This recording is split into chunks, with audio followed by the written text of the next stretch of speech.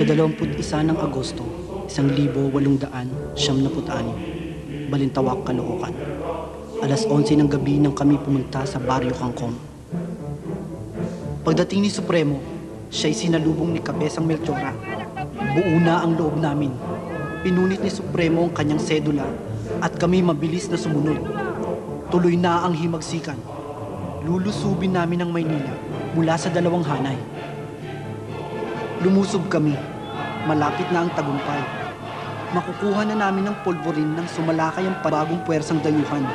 Isa-isang tumumba ang mga anak ng bayan. Nasalanta kami. Kailangang umatras. Kailangang umatras. Wala kaming laban sa lakas at dami nila. Ngunit hindi kami titigil hanggat hindi malaya ang bayan. Hindi kami titigil.